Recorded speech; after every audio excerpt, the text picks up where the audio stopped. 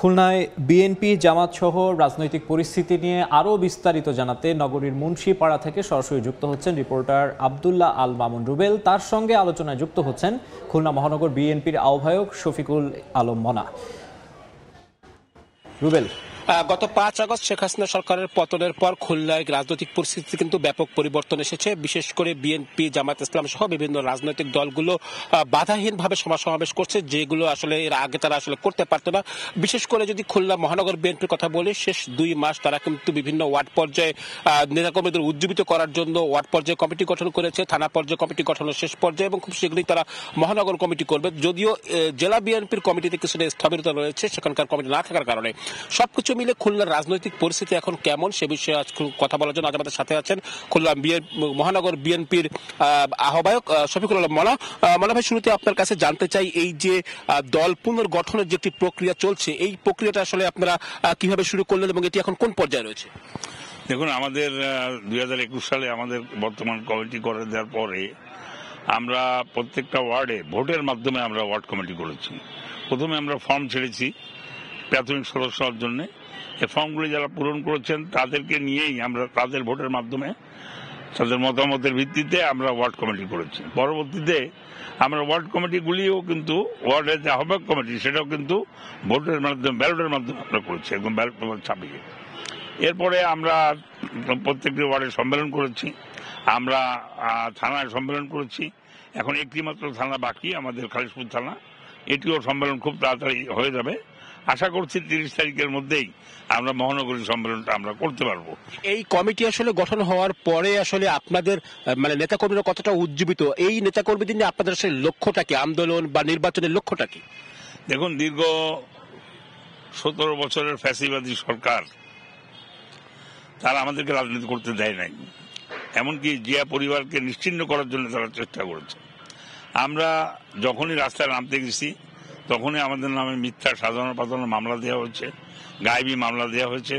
আমরা অসংখ্য লক্ষ লক্ষ মামলা নিয়ে আমরা কিন্তু সকালবেলা বেরোয়, বাসার থেকে বেরোয় আগে কোর্টে যেতে হতো। কোর্টে আমাদের একবেলা চলে যেতে হয় হাজিরার জন্য। যাই হোক, সেখান থেকে আজকে ছাত্র জনতার গণ অভ্যুত্থানের মধ্য দিয়ে স্বৈরাচারী সরকারের পতন হয়েছে, তারা পালিয়ে গিয়েছেন দেশ থেকে। কিন্তু আমরা যে রাজনৈতিক পরিবেশে এখন রাজনীতি করছি, এই পরিবেশ গত ১৭ বছরে ছিল না। কেউ রাজনীতি করতে পারত না। সরকারের বিরুদ্ধে কথা বললেই তাকে ধরে নিয়ে যে গুম করে দেওয়া হতো অথবা মেরে ফেলা হতো। এই কারণেই তার নামে মিথ্যা মামলা দেওয়া হতো। এই কারণে আমরা মনে করি বর্তমান যে পরিবেশ আছে, এই পরিবেশ ছাত্র জনতার গণ অভ্যুত্থান এবং দীর্ঘ ১৭ বছরের আমাদের আন্দোলনের ফসল আজকের এই অন্তর্বর্তীকালীন সরকার। আমরা দাবি করব যে সকল প্রকার সংস্কার তাড়াতাড়ি শেষ করে আমরা নির্বাচন চাই। জনগণের নির্বাচিত সরকার আসবে এবং আগামীতে যে কোনো সমস্যা সমাধানের জন্য জনগণ নির্বাচিত সরকারই যে কোনো সমস্যাকে। সব পর্যায়ে সংস্কারের কথা বলা হচ্ছে, এখানে রাজনৈতিক দলগুলো এই সমস্ত কমিটি গঠনের ক্ষেত্রে সংস্কার করছে কিনা? কোথাও কোথাও আমরা ক্ষোভের কথাও শুনছি কমিটি গঠনের ক্ষেত্রে। দেখুন, একটা দলের ভিতরে নেতৃত্বের অনেক প্রতিযোগিতা থাকে। দলের প্রেসিডেন্ট একজন হয়, সেক্রেটারি একজন হয়, কিন্তু প্রতিযোগিতা থাকে অনেকের মধ্যে। ফলে অনেকে যখন তারা পদ পায় না তখন তাদের ভিতর ক্ষোভ থাকে, অনেক কিছু থাকে। কিন্তু আমরা যে প্রক্রিয়ায় খুলনায় সম্মেলন করছি, ওয়ার্ডগুলিতে করেছি, থানাগুলিতে করেছি, এই প্রক্রিয়া নিয়ে কেউ কোনো প্রশ্ন উত্থাপন করার কোনো সুযোগ নাই। কারণ এটা প্রকাশ্যে সবার সামনে ভোট হচ্ছে, সবার সামনে ভোট গণনা চলতেছে।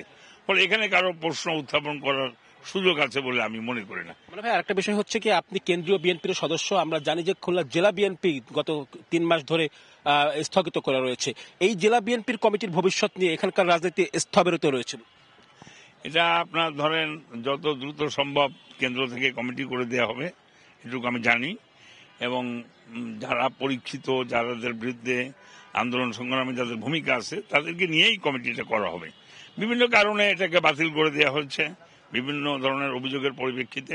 তবে এখন যেটা আসবে আমার কাছে মনে হচ্ছে কেন্দ্র যাচাই বাছাই করে সবকিছু দেখে শুনে যারা সত্যিকারের ত্যাগী নেতাকর্মী তাদেরকে নিয়ে কমিটিটা করবে। আরেকটা বিষয় হচ্ছে গিয়ে, আপনাদের মতো সমমনা অনেক রাজনৈতিক দল, বিশেষ করে জামাত ইসলাম সহ অন্যান্য রাজনৈতিক দলও কিন্তু একই সময়ে রাজনীতি করতে পারে নাই, এখন তারাও প্রকাশ্যে রাজনীতি করছে। বিষয়টাকে আপনারা কিভাবে দেখছেন? দেখুন, একটা দেশে গণতান্ত্রিক সমাজ ব্যবস্থায় সকলের মত প্রকাশের স্বাধীনতা আছে। বাংলাদেশে ছিল না। বাংলাদেশে কেউ কথা বলতে পারত না, বিএনপিও পারত না, জামাতও পারত না। এখন গণতান্ত্রিক সমাজ ব্যবস্থায় সকলে কথা বলতে পারবে। আমি মনে করি এটা একটি ভালো দিক, যেটা আগামীতে গণতন্ত্র প্রতিষ্ঠার ক্ষেত্রে দেশের জন্য, জাতির জন্য মঙ্গলজনক হবে। ধন্যবাদ আপনাকে। দর্শক, আমরা যেমনটি দেখছিলাম যে খুলনার বিএনপিতে বেশ কিছু কমিটি করা হয়েছে, নতুন করে কমিটি করা হবে। একই সঙ্গে জামায়াত ইসলাম সহ অন্যান্য রাজনৈতিক দলগুলোকেও কিন্তু বিএনপি স্বাগত জানাচ্ছে এবং রাজনৈতিক পরিবেশ ভালো থাকবে এবং তারা আশা করছেন যে দ্রুত যারা সরকার অন্তর্ভুক্ত সরকার দায়িত্বে আছেন তারা নির্বাচন দিবেন। তো আমার কাছে এই ছিল খুলনা থেকে বর্তমান রাজনৈতিক পরিস্থিতি নিয়ে সবশেষ। খুলনার রাজনৈতিক পরিস্থিতি জানাতে যুক্ত হয়েছিলেন আব্দুল্লাহ আল মামুন রুবেল।